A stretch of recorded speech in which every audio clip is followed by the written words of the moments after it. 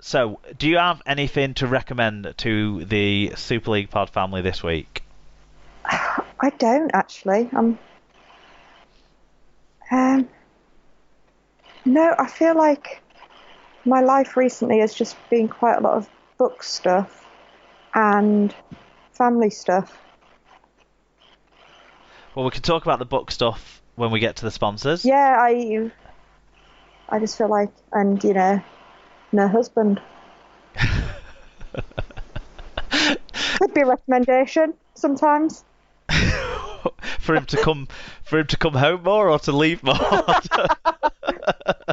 We'll let that one hang out there for people. It's all right. He never listens to the pod. His brother might have got this far. He sometimes listens.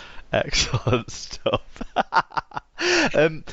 I'm sort of in that don't have anything really specific to talk about this week. What I would recommend people is, if they can, to get to the Women's Grand Final. Also, next year, if they do the Man of Steel Awards in the same format, the Super League Awards in the same format, and fans can go and pay to go and be part of that experience, I would recommend it to people. I think there's some things they need to tweak and adjust. It would have been nice to have had an interval in the middle.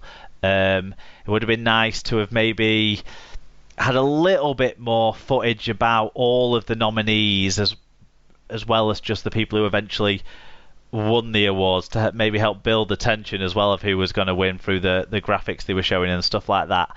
That would have maybe been a nice improvement. I think, certainly some things they can improve on, but everyone who got up on the stage to talk, from our old friends like Barry McDermott to people I'd not heard speak publicly before like Courtney Hill, all of them hugely inspiring about how much, about our game, about the sport that we all love.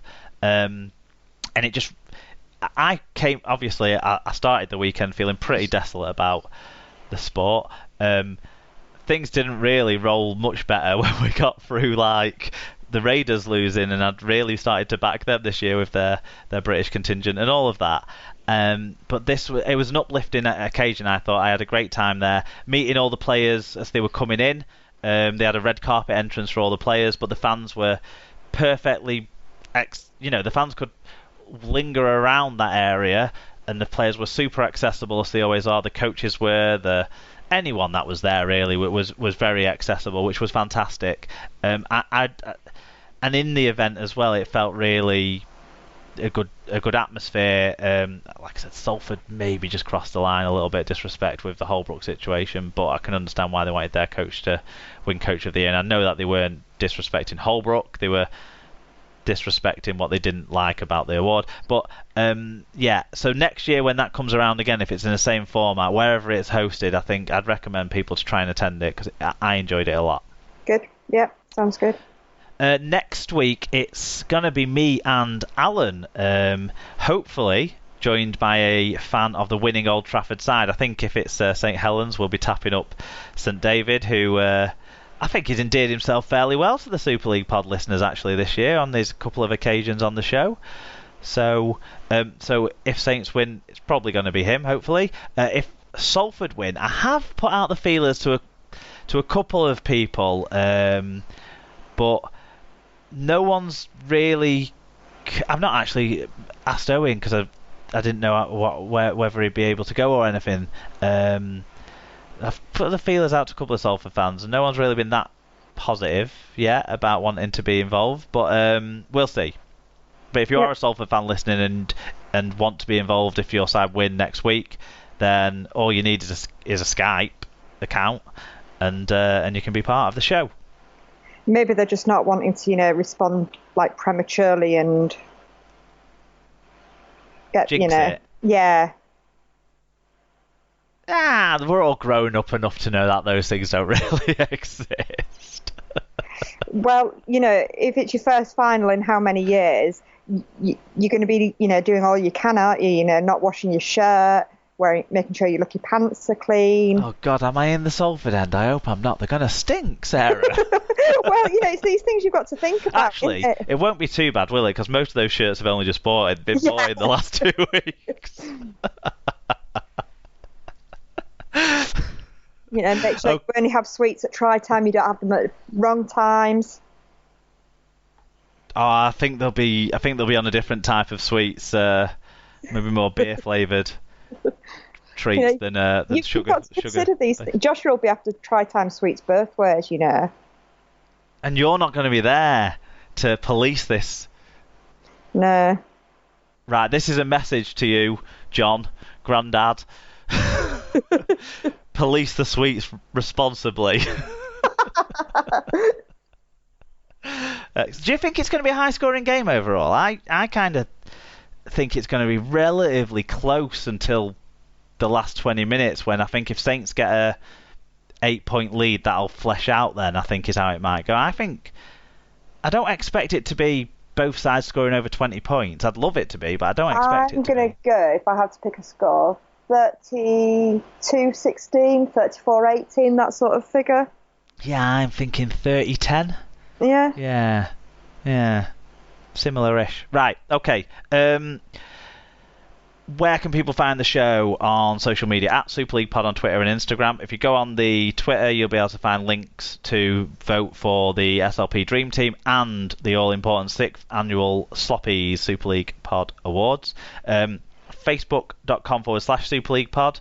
As well, you'll find all the details there. superleaguepod@gmail.com if you want to send us an email. Superleaguepod. With your audio. Yes, with your audio reviews for your team season. Excellently remembered, Sarah. Superleaguepod.com for the blog, where you'll be able to read a couple of reads that I've thrown up in the last couple of weeks, and Alan's Coach of the Year conversation that we've spoiled a little bit, but still worth a read. He fleshes out a lot more than just the 4 words that were his fan review of the game. Also, you can search for the show on Spreaker, iTunes, Apple Podcasts, Leadcast, Android app, Podcast Addict, Stitcher, Google Podcasts, RugbyLeagueMedia.com, and YouTube, where this show is audio only. But I have started throwing up a few videos. I thought you were about to tell me that this show was video, and I was going to panic then. No, Sarah. You would have known, I think, if we were on a video call. Yeah, that's true. But since I've got the new wall sticker, I've started doing a few more videos, so do check those out. I give you all the information about the shortlists for the Sloppies actually on a video there, so check that out on our YouTube channel. Do you want to tell us about the partner sponsors, Sarah? I'd love to. Let me find them. So, Rob's Toy Shop on eBay, enter SLP discount at checkout on at Rob's Toy Shop on eBay and get 5% cash back on orders over £5, plus give 1% cash back to SLP. Little Warden, monitoring the tedious. Head to littlewarden.com to see what they can do for you. Mascot Browns, for all your international rugby league gear, use our link shown on the episode blog post and we get 8% of your order value to help our running costs. I've been in touch with Steve recently. We're back up and running with the link, so we are getting the kickbacks from your guys' orders, and we really appreciate it. Yeah. Sarah's bookcase. Sarah sells Usborne books, and with access to over 3,000 titles from baby to teenager, there's something for everyone. Find out more on Facebook. Yeah, so it's search for Sarah's bookcase on Facebook, and Christmas, is there special books for Christmas that people can be looking for? Yep, you can order an Advent set so your child has a book to open every day in Advent, or just Christmas books generally, or sponsored reads for school, and things like that. I'm ignorant to anything when people say school. Sponsored reads for school, what does that mean?